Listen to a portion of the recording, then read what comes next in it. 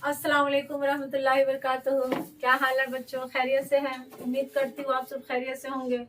तो चलिए आज एक नए चैप्टर की शुरुआत करते हुए हिस्सा मजमून की तरफ हम बढ़ते हैं। दरअसल के हिस्सा नसर में अफसाने के बाद जो हिस्से की बात करते हैं या फिर जो सिंफ है वो है मजमून। तो मजमून का आज हम जिक्र करेंगे। और मजमून को पढ़ने से पहले मजमून आपके निसाब का जो हिस्सा नसर है उसका मजमून जो पहला मजमून है वो है आलमी हिद्दत के नाम से। आलमी हिद्दत के माने ग्लोबल वार्मिंग। तो ग्लोबल वार्मिंग आपके दरक्षा का पहला मजमून है। और हम लोग मजमून पढ़ने से पहले मजमून क्या है या मजमून किसे कहते हैं उसके बारे में जानेंगे। तो मजमून क्या है? यह एक कदीम नसरी सिंफ है। मजमून किसे कहते हैं? मजमून एक कदीम नसरी सिंफ है जिसमें किसी एक उन्वान पर हम लोग बहस करते हैं या किसी एक उन्वान पर हम लोग अपने ख्यालात का इजहार करते हैं। मजमून जो होता है मुख्तसर भी होता है और तवील भी होता है। जरूरत के हिसाब से, मेयार के हिसाब से हम लोग मजमून को लिखते हैं, मजमून निगारी लोग करता है। यानी कि आप जिस उन्वान को ले रहे हैं, यानी आप जिस टॉपिक को ले रहे हैं, वो उसका क्या लिमिटेशन है या फिर उसका क्या मेयार है, वो किस लेवल का है, उसी हिसाब से आपको मजमून को लिखना होता है। माना कि अगर हम लोग जैसे पढ़ते हैं छोटे छोटे क्लास के अंदर देखा जाता है कि गाय पर लेख लिखो, घोड़ा पर लेख लिखो या फिर तोता पर लेख लिखो, इस तरह के कुछ कुछ उन्वान। मजमून का हिंदी होता है लेख और इंग्लिश में हम उसे बोलते हैं ऐसे। तो हम लोग जब ऐसे की बात करते हैं तो उस जरूरत के हिसाब से छोटा और बड़ा, तवील और मुख्तसर हो सकता है। यही बात ये कहना चाहता है। और आज के डेट में ये कदीम नस्री सिंफ है और ये जो है प्राइमरी स्कूल में भी पढ़ाई इसकी की जाती है। प्राइमरी स्कूल का मतलब हुआ 1 to 5 जो स्कूल होते हैं, तो यानी 1-2 के क्लास में भी उस क्लास के अकॉर्डिंग छोटे छोटे मजमून को पढ़ाया जाता है। और आज के डेट में हमारे स्कूल हमारे निसाब में भी शामिल है। और मुल्क के जो एग्जाम्स जो होते हैं, बड़े बड़े एग्जाम होते हैं, मुकाबले वाले जो इम्तहानात होते हैं, उसके अंदर भी मजमून को लिखना होता है, पढ़ना होता है। तो इस तरह से मजमून एक बहुत ही मतलब जरूरी सिंफ है हिस्सा नसर के लिए।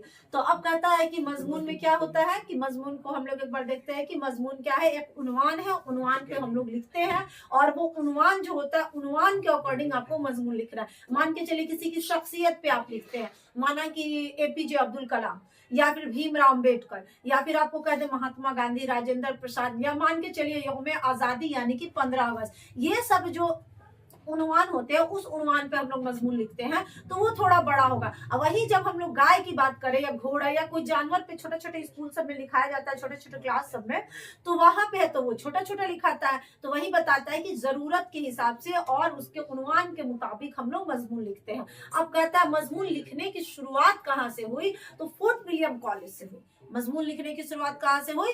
फोर्ट विलियम कॉलेज से हुई। और मजमून में जो अच्छे अच्छे मजमून निगार है उनमें सर सैयद अहमद खां का नाम बहुत अच्छा लिया जाता है, बहुत तरीका से लिया जाता है। उसके अलावे जो कुछ राइटर है जैसे ख्वाजा हसन निजामी हो गए, फिर आपको कह दे कि ये ख्वाजा हसन निजामी हो गए, फिर आपको कह दे वजीर आगा, इस तरह के बड़े बड़े राइटर, शिबली नुमानी हो गए, ये सब बड़े बड़े और अच्छे अच्छे मजमून निगार कहे जाते हैं।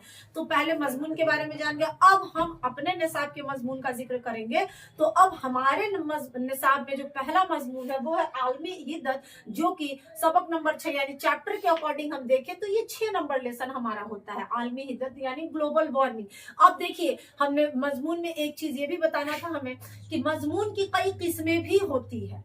जरूरत के हिसाब से मजमून की किस्में होती है, यानी कि एक ऐसा उन्वान जिसमें साइंस के ख्याल को जाहिर किया जाए तो उसे साइंसी मजमून कहते हैं। जिसमें माशरे की इस्लाह के लिए यानी कि माशरे को, समाज के सुधारने के लिए कुछ बातें कही जाए उसे इस्लाही मजमून कहते हैं। जब शेरो अदब पर यानी किसी अदब पे, चाहे वो हिंदी अदब हो, उर्दू अदब हो या फिर कोई भी वो अदब हो जिसपे जांच परख करके कोई मजमून लिखा जाए, उसे तनकीदी अदब कहते हैं। यानी शेरो अदब पे फिक्र फन का इजहार करना तनकीदी अदब कहलाता है, तनकीदी मजमून कहलाता है। तो यानी मजमून की कई सारी किस्में होती है। जरीफाना मजमून होता है या फिर एक मजमून ऐसा होता है जिसे इंसाइया के दायरे में रखते हैं, या फिर आपको कहते हैं साइंसी, इस्लाही, मजहबी, अखलाकी वगैरह कई किस्मों के मजमून होते हैं। तो आपके निसाब का जो ग्लोबल वार्मिंग है वो साइंसी मजमून है, क्योंकि उसमें हमने साइंस के ख्याल को पढ़ा है, यानी कि हमारे हमारे जो आज के एटमॉस्फेयर में यानी वातावरण में देखने को जो मिलता है हमारे माहौल में, उसी का जिक्र यहाँ किया गया है ग्लोबल वार्मिंग के नाम से। हम सब जानते हैं ग्लोबल वार्मिंग। तो बताता है कि अब हम चैप्टर की तरफ बढ़ते हुए देखेंगे कि आलमी हिद्दत में क्या कहे हैं राइटर। ये चूंकि ये माखूज से रिलेटेड है, इसलिए यहाँ पे राइटर को हम नहीं पढ़ेंगे, डायरेक्ट हम पहला मजमून की शुरुआत मैं करती हूँ अब आपके सामने। तो ग्लोबल वार्मिंग क्या है कि हम लोग जिस जमीन पे रहते हैं, हमारा जो जमीन है यानी जिस सैयारे पे हम रहते हैं वो जमीन है, और ये जमीन जो है पौधों, जानवरों, इंसानों सबके लिए बहुत मुनासिब जगह है। ये एक ऐसा सैयारा है जो तो ना बहुत ही गर्म है और ना ही बहुत ठंडा है, ये बहुत मुनासिब मुतदिल है, यानी कि मुनासिब है हम सभी लिविंग थिंग्स के लिए। जितने भी ह्यूमन बींग्स है या फिर पेड़ पौधे यानी कि सजीव जितनी भी चीजें हैं उसके लिए ये जो हमारा जमीन है, जो सैयारा है जमीन, वो बहुत ही बेस्ट माना जाता है। इसीलिए यहाँ तरह तरह के पेड़ पौधे, जानवर पाए जाते हैं। तो अब बाकी दूसरे सैयारे की जब हम बात करते हैं, पृथ्वी को छोड़ के, जमीन को छोड़ के, तो दूसरे सैयारों का माहौल या तो बहुत गर्म है, कोई कोई सैयारा बहुत ठंडा है। तो यानी कि वहां पे जीवन को, जिंदगी को जीने के लिए बहुत ही मुश्किलातों का सामना करना पड़ सकता है। तो इसलिए हम दूसरे सैयारे पे अपने जिंदगी को नहीं जी सकते हैं। तो इस तरीके से देखा जाए तो हमारा जो जमीन है वो सबसे बढ़िया सैयारा है जिसपे हम आराम से रह सकते हैं। लेकिन पिछले कुछ वर्षों से यानी 30-40 वर्षों से ऐसा देखा जा रहा है कि रफ्ता रफ्ता हमारे जमीन के दर्जा हरारत में इजाफा हो रहा है। क्या चीज में इजाफा हो रहा है? दर्जा हरारत। तो दर्जा हरारत की हम बात करें, इसे हम कहते हैं टेम्परेचर। क्या कहते हैं? टेम्परेचर यानी कि तापमान। तो पिछले 30-40 वर्षों से हमारे जमीन का दर्जा हरारत रफ्ता रफ्ता बढ़ रहा है, जिसे माहिरीन माहौलियात ग्लोबल वार्मिंग का नाम देते हैं। ग्लोबल वार्मिंग का एक उर्दू नाम है तमाज़ते अर्जी में तदरीजी इजाफा। क्या नाम है ग्लोबल वार्मिंग का उर्दू? तमाज़ते अर्जी में तदरीजी इजाफा। यानी माहिरीन माहौलियात का मतलब हुआ, जो पर्यावरण विशेषज्ञ हैं वो ये कहते हैं कि हमारे जमीन जो पिछले 30-40 वर्षों से लगातार गर्म हो रही है उसे ही ग्लोबल वार्मिंग कहा जाता है। समझ आ गया कि ग्लोबल वार्मिंग क्या है?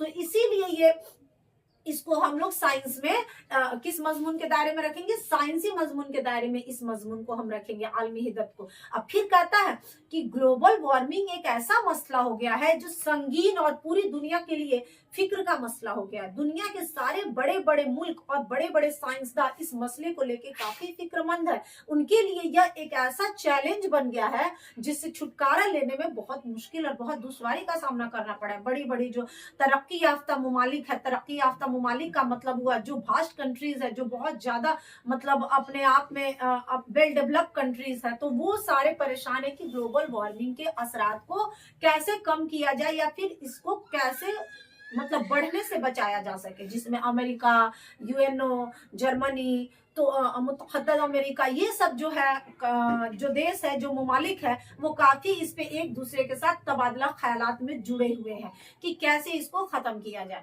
ठीक है, तो ग्लोबल वार्मिंग पूरी दुनिया के लिए एक संगीन और आलमी मसला बन गया है, जो पूरे दुनिया के लिए एक चैलेंज हो गया है। अब कहता है कि आखिर ये ग्लोबल वार्मिंग की वजह क्या है? ग्लोबल वार्मिंग तो हमको पता चल गया कि जमीन का दर्जा हरारत रफ्ता रफ्ता बढ़ना क्या कहलाता है?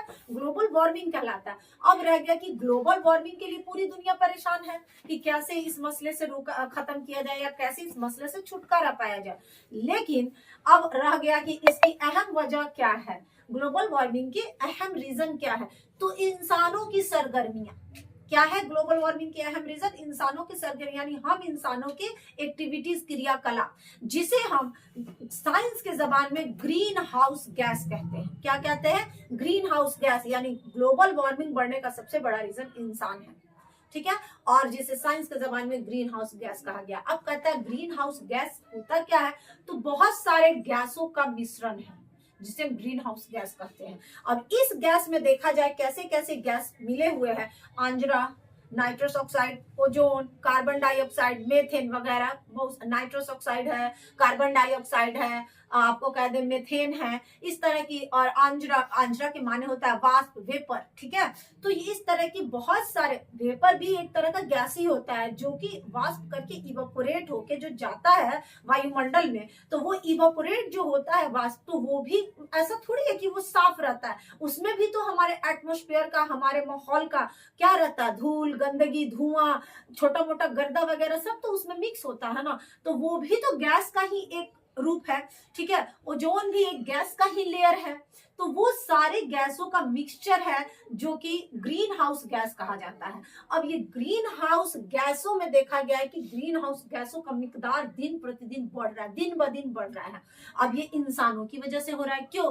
क्योंकि हमारे यहाँ जो है इंसान की जो जनसंख्या है, यानी इंसान का जो मतलब ये जनसंख्या पॉपुलेशन बढ़ते जा रहा है और इंसान को जरूरत पड़ रहा है जिस तरीके के जरूरियात जिंदगी के लिए, तो मान के चलिए कि घर बनाना है तो लोग बड़े बड़े फैक्ट्रीज में बहुत अधिक मात्रा में उत्पादन कर रहे हैं, बहुत ज्यादा मात्रा में किसी चीज की जरूरत है तो बड़े हाई पैमाने पर कोई चीज एक्सपोर्ट हो रहा है या इंपोर्ट हो रहा है, या फिर आपको कह दे कि बनाया जा रहा है, इन्वेंट हो रहा है। तो ये सब चीज जो है हमारे यहाँ ग्रीन हाउस गैसों में कार्बन डाइऑक्साइड गैस को बढ़ाने का कारण होती है। यानी कि कार्बन डाइऑक्साइड गैस, ऐसा देखने को कहा गया है कि मीथेन गैस में 149% का इजाफा हुआ है ग्रीन हाउस गैस में, और कार्बन डाइऑक्साइड गैस में 31% का इजाफा देखने को मिला है। और ये सब चीज है इंसानों की वजह से। जाहिर सी बात है, पॉपुलेशन बढ़ रहा है, कार्बन डाइऑक्साइड तेजी से बढ़ेगा, क्योंकि कार्बन डाइऑक्साइड बढ़ाने का सबसे कारण बड़ा इंसान है।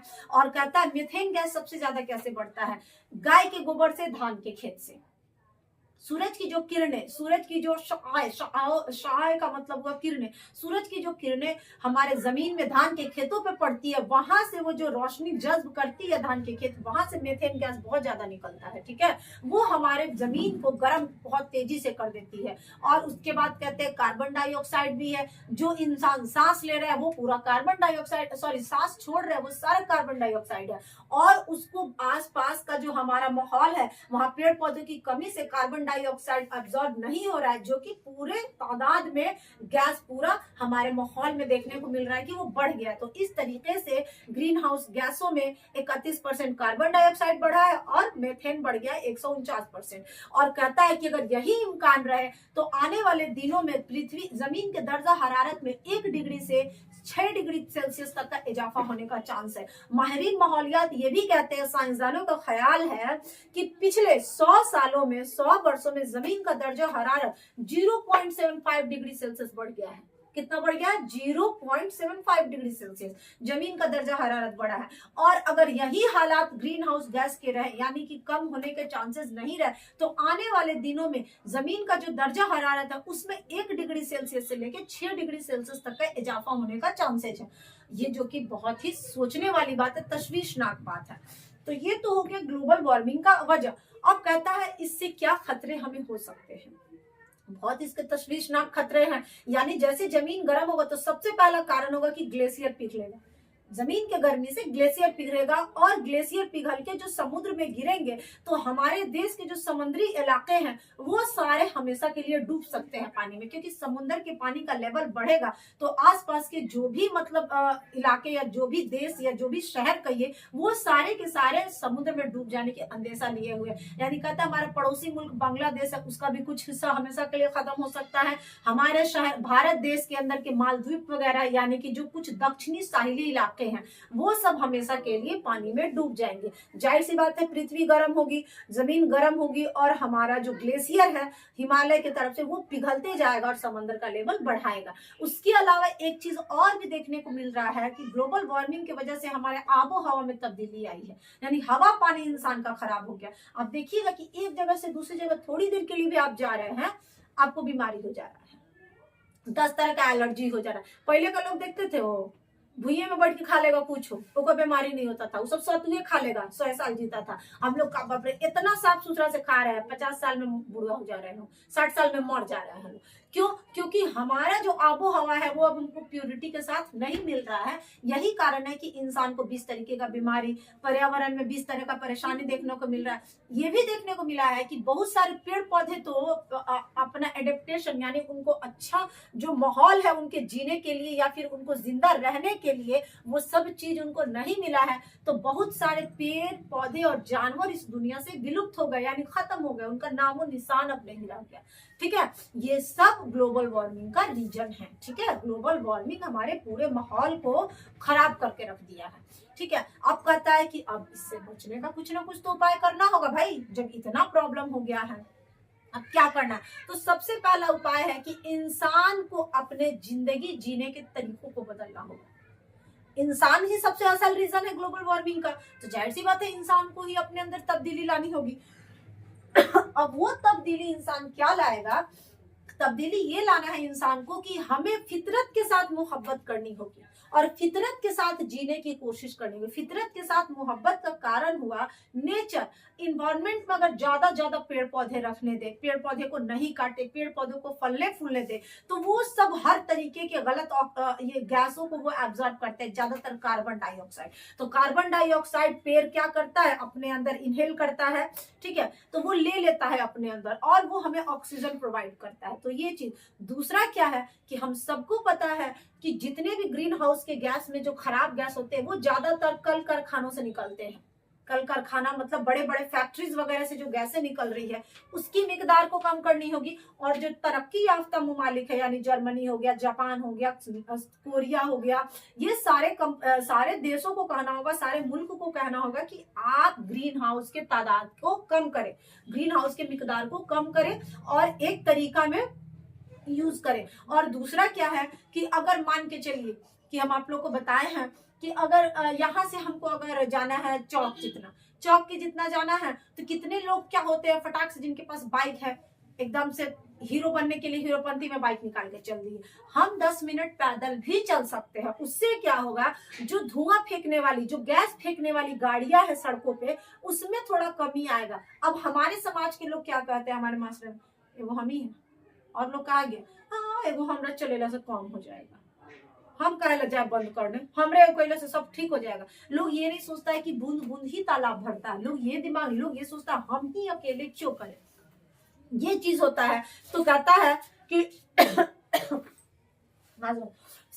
कि सड़कों पे जो गैस फेंकने वाली गाड़ियां हैं उसको रोकना है, पाबंदी लगाना, उस तरह के गैस फेंकने वाली गाड़ियों को सड़कों पे नहीं चलाया जाए, कोयलों को कम जलाया जाए, पेड़ पौधे ज्यादा से ज्यादा लगाया जाए और जो पेड़ पौधे हैं उनको काटा नहीं जाए, है ना। कल कारखानों से निकलने वाले धुएं वगैरह पे कंट्रोल किया जाए, बड़े बड़े तरक्की याफ्ता ममालिक को रोका जाए। इस सब को लेके कॉन्फ्रेंस हुआ क्योटो में 2007 ईस्वी में। कहाँ पे हुआ? 2007 ईस्वी में क्योटो में कॉन्फ्रेंस हुआ, जहां पे हर मुल्क के सदर और हर मुल्क के लोगों ने अपने से हलफ लिया, यानी कि कसम खाया उस दस्तावेज की रिपोर्ट पे कि हम अपने अपने तरीकों से इस मुल्क में ग्लोबल वार्मिंग के असरात को कम करने की पूरी कोशिश करेंगे। और उस रिपोर्ट पे उन्होंने हलफ उठाया, यानी कसम खाया। तो उस रिपोर्ट का उस तरह से मान रखा गया। ये कॉन्फ्रेंस 2007 ईस्वी में क्योटो में हुआ। उसके बाद एल गोरे नाम के अमेरिकन सदर थे अमेरिका के, वो एल गोरे क्या करते हैं, पूरे मुल्क में घूम घूम के ग्लोबल वार्मिंग के लिए इश्तहार छपवाते हैं। इश्तहार छपवा के सब जगह वो बताते हैं ग्लोबल वार्मिंग के खतरे को, उसके असर को, या फिर उससे बचने की स्कीम। ये सब वो एक बाज़ाब्ते से तैयार करते हैं किताब और उसको पूरे मुल्क में घूम घूम के बांटते हैं पब्लिक में। एल गोरे नाम के वो सदर, यहाँ यानी कि वहां के राष्ट्रपति। तो हर इंसान अपने मुल्क में अपने अपने तरीके से ग्लोबल वार्मिंग को कम करने की कोशिश में लगा है। हमारे भारत देश में भी 27 दिसंबर से 31 दिसंबर तक भारत का एक शहर है दीमापुर, जो कि नागालैंड में है, ठीक है, नागालैंड राज्य में है। तो नागालैंड का एक शहर है दीमापुर, जिसमें एक बाल विज्ञान कांग्रेस हुआ। बाल विज्ञान कांग्रेस 2008 ईस्वी में होता है, जिसका जो तारीख था 27 दिसंबर से लेके 31 दिसंबर तक। उसी में मेहमान खुसूसी एपीजे अब्दुल कलाम बुलाए गए। क्योंकि कहीं पे भी कोई कॉन्फ्रेंस हो रहा है या कोई कांग्रेस हो रहा है तो वहां पे कोई एक चीफ गेस्ट आते हैं ना जी, तो चीफ गेस्ट हमारे देश के वो एपीजे अब्दुल कलाम को बनाया जाता है। उस टाइम राष्ट्रपति भी थे, तो राष्ट्रपति को हमारे देश के बुलाते हैं मेहमान खुसूसी के तौर पर। उस बाल विज्ञान कांग्रेस का दो ही मकसद था, पोल्यूशन और ग्लोबल वार्मिंग, यानी कि इसी दो मौजू पर लोगों ने वहां शिरकत की और 32 सूबे यानी कि 32 जगह से वहां पे लोग पहुंचे, जिसमें 556 तलबा और तलबात ने शिरकत किया। यानी 556 लड़का और लड़की, स्टूडेंट, छात्र और छात्रा, 165 उसातिजा यानी 165 टीचर भाग लेते हैं। और वो लोग ग्लोबल वार्मिंग के संगीन मसले पे अपने अपने प्रोजेक्ट को दिखाते हैं, अपने अपने तरीके से उसको डील करते हैं। 5 दिनों का ये कांग्रेस जो चला था, बाल विज्ञान कांग्रेस, इसके चीफ गेस्ट जो मेहमान खुसूसी एपीजे अब्दुल कलाम थे, मेहमान खुसूसी के तौर पे वहां गए। तो वो कहते हैं कि हमारे देश का जो आने वाला रोशन मुस्तकबिल है, ना, हमारा जो मुस्तकबिल है उसके रोशन, जो मतलब रोशन मुस्तकबिल देखने की बात करें तो उसका पूरा पूरा जिम्मेदारी हमारे जो आने वाले जो नौजवान मर्द हैं या फिर नौजवान स्टूडेंट है, तलबा व तलबात है, उन्हीं के कंधों पे हमारे आने वाले मुल्क की जिम्मेदारी पड़ने वाली है। तो वो कहते हैं कि हमारे मुल्क के जो नौजवान पढ़ने लिखने वाले स्टूडेंट है उनका ये जिम्मा है, मैं उनको ये जिम्मा देता हूँ कि ग्लोबल वार्मिंग से बचने के लिए आप अपने हिसाब किताब से उपाय करें। और उन्होंने एक जादुई मंत्र बताया, उन्होंने ये जादुई मंत्र बताया कि अगर 10 साल से 17 साल के उम्र के बच्चे, 10 साल से 17 साल के उम्र के 20 लाख बच्चे अगर 5-5 पेड़ लगाते हैं तो ग्लोबल वार्मिंग के ज्यादातर मसाइल को हल किया जा सकता है। और यह काम हमारी नई जनरेशन यानी कि हमारे मुल्क के जो नौजवान तलबा व तलबात है वो बहुत अच्छे से कर सकते हैं, क्योंकि थोड़े से जो जागरूकता जिसके अंदर लानी, यानी बेदारी जिसको ला सकता है और कोई जागरूक हो सकता है अभी के टाइम में चाहे किसी भी समय में, तो हर समय में वो चीज यूथ के अंदर ज्यादा देखने को मिलता है। तो वही उन्होंने बताया कि ये जादुई मंत्र है कि 5-5 पेड़ लगाओ, ग्लोबल वार्मिंग के मसले को हल किया जा सकता है। ठीक है, तो ये चैप्टर ग्लोबल वार्मिंग जो था वो यहीं पे आपका खत्म होता है। और अब हम लोग अपने नेक्स्ट वीडियो में नए चैप्टर रेया, जो कि सर सैयद अहमद का बहुत ही अच्छा मजमून है, इस्लाही मजमून है नौवियत के हिसाब से, तो हम लोग अब उसका नेक्स्ट वीडियो में उसका जिक्र करेंगे। तो नेक्स्ट वीडियो को देखने के लिए हमारे चैनल के साथ बने रहिए। दानिया उर्दू क्लासेज को लाइक सब्सक्राइब करिए, जितना हो सके शेयर करिए। आज के लिए इतना ही, मिलते हैं अगले वीडियो में। अस्सलाम वालेकुम वरहमतुल्लाहि वबरकातुहू। पसंद से नींद आ रही है। पसंद से